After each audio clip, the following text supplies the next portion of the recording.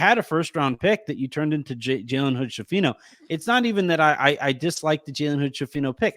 I'm not a draft guy. I don't know shit about it. I was rooting for them to draft Jaime Jaquez because I'm a UCLA fan, because I'm a Mexican. But outside of that, like, that was the extent of my draft analysis. With like with the choice to use that pick rather than combine it with some expiring money to bring in another rotation player, somebody in that $20 million range. And by choosing to draft Jalen Hood-Schifino and let those $20 million in expiring money expire and take away that margin for error for you, like the front office that does that, the front office that fires Frank Vogel, the front office that fumbles Ty Lue in order to get to Frank Vogel, the front office that trades for Russell Westbrook, the front office that lets Alex Caruso walk, the front office that extends Taylor Horton-Tucker instead of Alex Caruso when you didn't have to do that. You didn't have to choose between the two of them, but they so blindly followed the marching orders of ownership to, cheap out on some of those. Alex Caruso wasn't even going to play behind Kendrick Nunn. So it's a good point. This front office that hires Darvin Ham and is now going to have to fire Darvin Ham with 2 years on his contract. Why? Like, I don't understand why this isn't a larger talking point here within Lakers Twitter. Why does Rob Pelinka why is it just accepted that this guy gets to run the Lakers next year? This makes no sense to me. This guy has fumbled. He had a championship team, a team coming off of a championship. Now, granted, the one thing that you can say about the very next year is that they started within like 5 business days. And that put an otherworldly, amount of stress on that roster coming off of that championship run. Still finished with the number 1 defense in the league. One season was his mistake. I think it was everything after that. Well, but like, that's the thing, is that like it took all of 2 years to basically arrive at a place now where you only have 2 returning players from that championship team. Like that there is no semblance of that championship team, not even including the core, and the Lakers have nothing to show for it, nothing but mediocrity to show for in the regular season. LeBron James and Anthony Davis being on your roster, like, Sabreena, why is this something that just gets like widely accepted? And is it just because of Kobe? Is that it? I was having a conversation with a friend of mine this week who's not a huge NBA fan, more of like just a Rockets fan. And he was saying that, yeah, like, doesn't Pelinka get the credit for the title? And I was like, no, I don't know where this is coming from. Yeah. But please do not ever suggest things like that in front of me again. Like, it's not going to end very well. It's like, in retrospect, like, if DeMarcus Cousins doesn't get hurt, which opens up the door for them to sign Dwight, who ended up being one of their best signings. And if Avery Bradley doesn't skip the bubble so that Frank Vogel can't play him over Alex Caruso, like, does that team win the title? Like, I don't know. I mean, it's they were still I'm not really like good. arguing like that was like before the bubble, doing, No, I mean, I'm with you, Anthony. I don't understand why it's accepted that Rob Pelinka should keep his job. You mean you listed everything. We didn't even get to like promising Andre Drummond a starting job to get him to sign with you just because Marc Gasol had COVID, trading a first round pick to get Dennis Schroeder to be your backup point guard, but then not even your backup point guard. Oh my God, I don't. It's just getting worse. But yeah, I mean, I think you're right that it's just the association with Kobe, because like I can't think of a single smart thing Rob Pelinka's done other than get out of the Russell Westbrook mess. But even then, they didn't. Thanks, but they didn't take advantage of any of those gains, right? Because like they got Bamba right from that trade deadline, they got Malik Beasley from that trade deadline, and both of those salaries turned into nothing, right? No, it's even more depressing than that. You have to remember, they kept THT over Alex Caruso in a self-imposed choice, then traded him for Patrick Beverley, who they then traded for Mo Bamba, who they then just cut. So Taylor Horton-Tucker turned into absolutely nothing, right? Yeah. I mean, they found like a good bargain in Lonnie Walker right on that $6 million mid-level. I think it's the only good mid-level signing the Lakers have had in the Rob Pelinka era. And apparently they alienated him so thoroughly that he wanted to go to Brooklyn on a minimum instead of staying with the Lakers for more money, which is just wild to me. I'm with you. I don't understand it. You can't look at this roster and say that this is the product of smart team building. Like, this is the product of LeBron James being the greatest player of all time or second, and Anthony Davis being just a tremendous player too. Like that's all it is. Yeah, like that's one of the things that I've been, because, as the Lakers have been kind of marching towards being swept, I've obviously done some digging into the future of Darvin Ham. It's not hard to see that at this point where that's heading. But the next question that I have is like, why should Rob be the person to hire their next coach? What has he done to show in terms of, like, if this was an actual meritocracy, what has he done to show that he should be tasked with finding that next head coach? And, the people I talk to around the league is like, nothing. What did he do in the first place to show that he should have gotten this job? Right. Like, and what did he do when Magic Johnson, what's that? Show up to work. Yeah. Like, he was in the building compared to the other guy. Again, we're talking about low bars here. It's like, he was like there most days of the week, I mean, I also thought, like, this kind of fell under the radar or whatever, but I DM'd it to Harrison, Darvin Ham firing everything, like just fighting for his life, saying that he's using Mamba mentality to creep back into the series. Like, everybody knows what it takes to remain employed by Jeannie Buss. Like, that's all it takes. That was where I was going to push back on Sabreena about, like, he hasn't done anything smart. You may not think so from a basketball team building perspective, and I'd be inclined to agree with you on many of those points. But the thing that he did that was smart was figure out that I actually think Pelinka's really smart, and I think that he's figured out. Sure, politically, absolutely. That's what I mean. He's a very successful agent.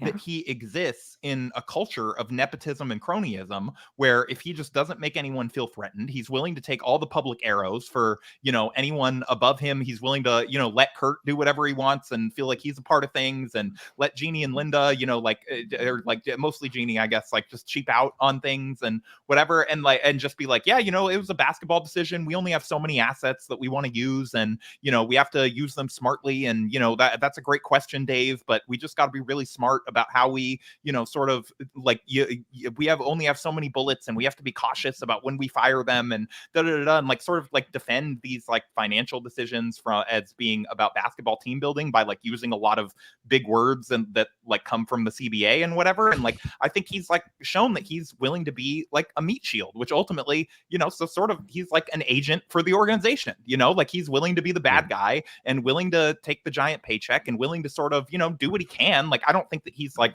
totally inept. I think he's made some good basketball decisions and, like, some decent signings around the fringes and whatever. He clearly played a part in building that 2020 title team, no matter how much credit you want to give him for it. But, I think he also is a guy that you can see the sort of, I was talking with a friend about this yesterday, like, how does he keep signing all these, like, guards and stuff like that? And it's like, well, what are they looking at after this year, Harrison? Right after the season ends, they're going to pursue Trae Young and Donovan Mitchell. He's an agent, and those are the guys that got him paid. And so, of course, that's the type of basketball player he's going to gravitate towards, or the ball dominant, the skill guys, the guys that can go get a bucket, the guys that can make plays, whatever. And so, of course, he's going to overvalue that, because that is sort of like what he came up through of being the most valuable for him. And he sort of GMs like he's still an agent, and he gets a commission on these guys' next contracts. Like, yeah. Well, I was going to say with Rob, I actually have a question to you, Raj, building off of this, because one of the things that Harrison and I have talked about and marveled at most, and I think, like, at this point, obviously you guys who've been listening long term to our shows, right? I'm the one who gets heated, and I'm the one who flies off of the handle. But the most, I think, flustered and angry that Harrison ever gets is when we again point out the fact that it is LeBron James and Anthony Davis who have to prove to Rob Pelinka that they are worth investing in. And, like, Raj, you are the basketball nut here, right? You are the person who watches and rewatches and rewatches the rewatch to watch how special these guys are, and sees on a nightly basis how special those two human beings are. And how extraordinary it is that LeBron James heading into year 40 is being asked to do it again, and how Anthony Davis plays the most games in a season this year that I think he ever has before.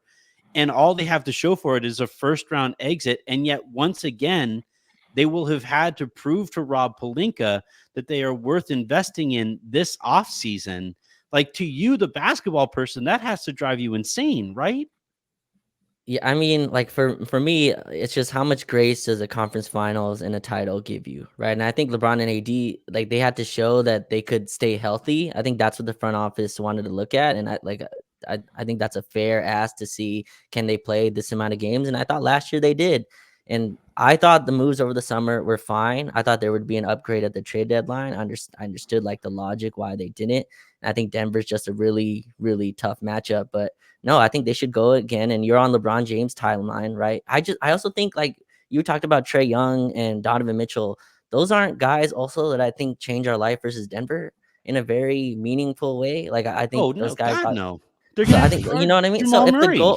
So if the goal, like let's say we played Denver in the second round and we got swept, like we got the result that we'd eventually would get to, right? And I think the answer is, how do you beat Denver? And I don't think we'll go this route because I just think Pelinka again doesn't think this way. He reset the team after a championship. He's not going to keep the same team after a first round sweep. But I think it's important. Like I hope the only thing I mean, he kept a bunch of the team after the first Russ year, so I don't know. I mean, that's true. That there is a possibility there, but I hope I hope it's not the only thing we learn is that we're not good enough to beat Denver. Like we made a lot of mistakes in the regular season. We made a lot of mistakes in terms of prioritizing the regular season. Obviously the lineups, obviously the coaching is all in question, but I don't think Rob's going anywhere. I bring this up all the time when I speak about Pelinka.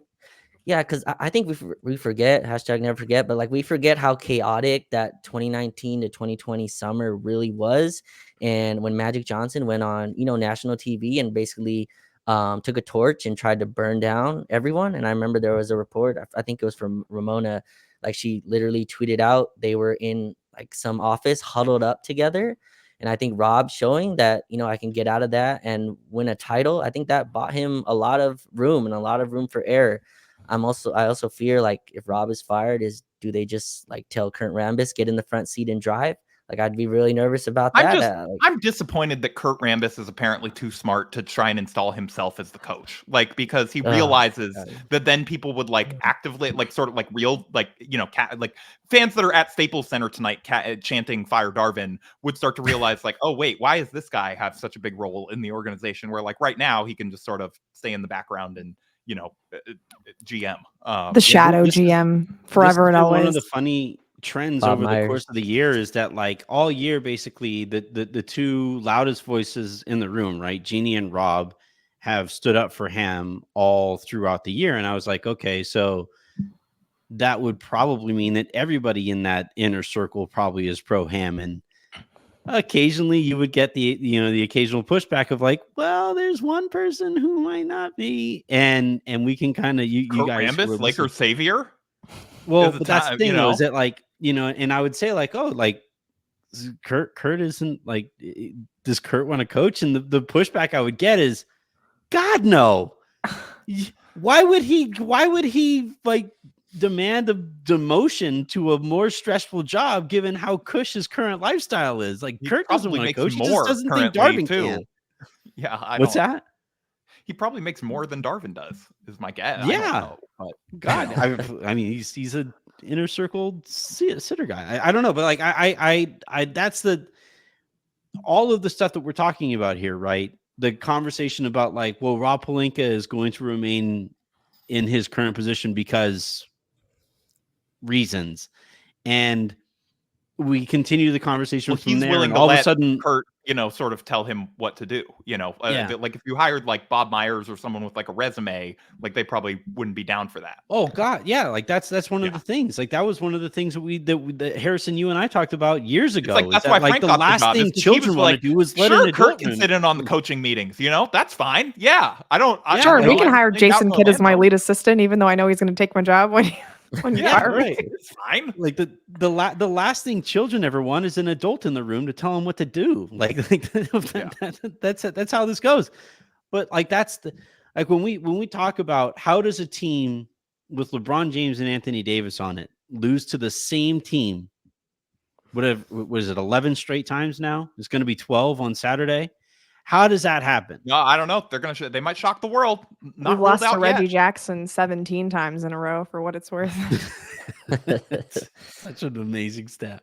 But But when people sit there and wonder, because I know I'm going to wake up tomorrow and I'm going to get a text from my dad, and he's going to be like, "How have we lost to those guys this many times in a row?" And the answer is that accidentally at some point you'd sort of seize upon the idea that, like, you know, you just hit enough shots to beat them, you know? No, like foul trouble hasn't mattered. Injuries haven't mattered. It doesn't, like, shot variance doesn't matter. They are better than the Lakers in every way. It is sort of remarkable, you know. But like the way that this happens is because of all the things that we've talked about here on the second half of the show, which is there is such organizational rot because of the nepotism, because of the cronyism, because of the lack of meritocracy at the very, very top of the, like, if it's just like with stars on your team, right? Like ask any, you know, one of the quotes that they always give or they always get from coaches after they win a championship is, "Man, how did you guys do it this year?" And the first thing that they always say is, "Well, you know, it starts at the top, and a superstar bought into what I'm selling, and then it allowed me to get this message through to the rest of the roster." Same thing happens at the top of the organization too. If the very top of the organization, you have a bunch of dummies who just keep on making these decisions and keep telling each other that, like, we are great at this because that's all that we listen to is us. Of course you're going to run into this where not even accidentally you've beaten this team. Up that LeBron keeps kind of being a little bit mean when he tells us to make the team better. Like, I don't know. Why do we want to listen to him? Hey, but at least he told them Happy National Women's Day that one time. And that's all that they were looking for in that one clip.